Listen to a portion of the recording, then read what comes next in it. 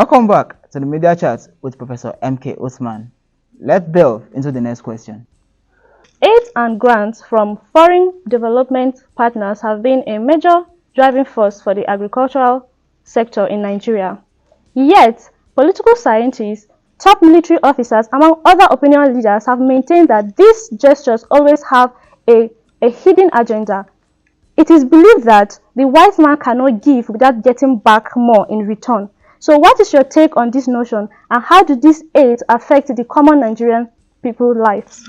Thank you very much. First and foremost, I must tell you that there's no free lunch anywhere in the world. So if anybody is coming to tell you that it's good to help you, you must ask, you must find out why is he helping you. So anybody giving you anything, he has something, he has a target.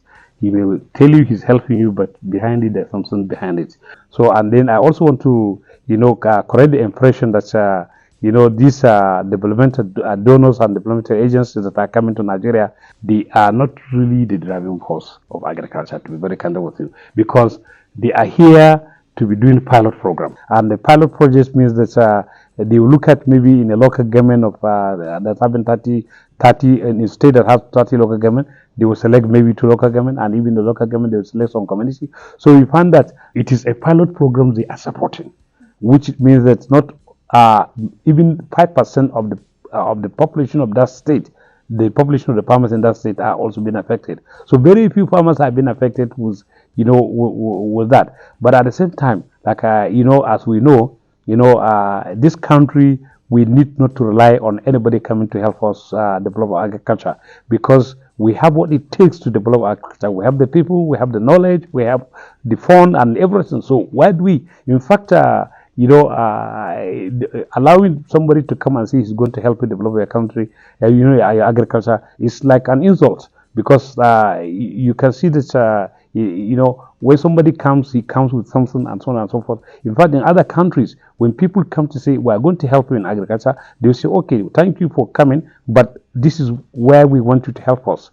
But here, when they come, we'll be running helter skelter, for them to bring help. But it's not help. So we must, find out why are they coming, and what is their background, what is their incident, where are they, and so on and so forth, before we even accept any. But then, even accepting this, we must actually, we are on our own, be able to invest more in agriculture. And if we can invest more in agriculture, I believe we don't need anybody to come and help us, because we cannot develop by somebody helping us. We cannot. We must help ourselves to be able to develop. So I think the leaders need to wake up when it comes to agriculture, especially if you are, ready to make this country vibrant and become self-sufficiency. We are talking about, emergency on food security. So it is time now that we should actually do something about it. Agriculture used to be Nigeria's economic driving force before the discovery of oil changed the economic landscape. But with recent efforts to diversify the economy, do you think agriculture can still attain its status in the Nigeria's economy? Yes, why not? I must tell you that, you see, like I mentioned, we have increase in population. The annual increase is about 3% per annum. What it means is that in every hour in Nigeria, there's about 570 babies that are being born. So, and when you look at that, it means that there are a lot of people, there are a lot of mouths and so on. And then, luckily, the advent of ICT that has come to this in this world has made the whole world to be a global village. And because it has allowed people to have information, and information is power. So what it means is that with our technology of today, I believe we can do far better than what we are doing, during the time we got our independence, because of the level of technology, with the level of the knowledge, and the level of sophistication. But of course, we need to work hard. And one of the things that we have actually neglected agriculture and make it to be on the background. I mean, we're not giving it the attention it deserves to be given. So since we're not giving that attention, in fact, less than maybe 1/4 of the attention that we require, we don't give. So that is why we are not moving and we are not really, producing as we should be producing. Because this country, people should not go to sleep with empty stomach. But today, in Nigeria, there are many households that don't eat more than once in a day, or some 2 times a day, and some even, once in 2 days. So, and that is really a problem. And why is this so? Because our agriculture is not developed, and we import most of the things we feed. Like, for instance, we import over 90% of the flour that we consume in this country. We import more than 80% of the sugar that we consume in this country. So you find that with this kind of consumption and importation, anytime there is low value of naira, when there's our currency devaluating, then there will be increase, there will be inflation, and that inflation is making food unaccessible. People cannot afford to buy, even though there is food, but people cannot buy. So that is what it means. So there are a lot of it. It's just beyond naira and kobo. I'm telling you that you cannot compare oil and agriculture at all times, because agriculture is life. Oil is not life, because there are a lot of countries that are not doing anything with oil. Now we are talking about energy, renewable energy. A lot of people can decide, okay, I don't want to do anything to do with oil.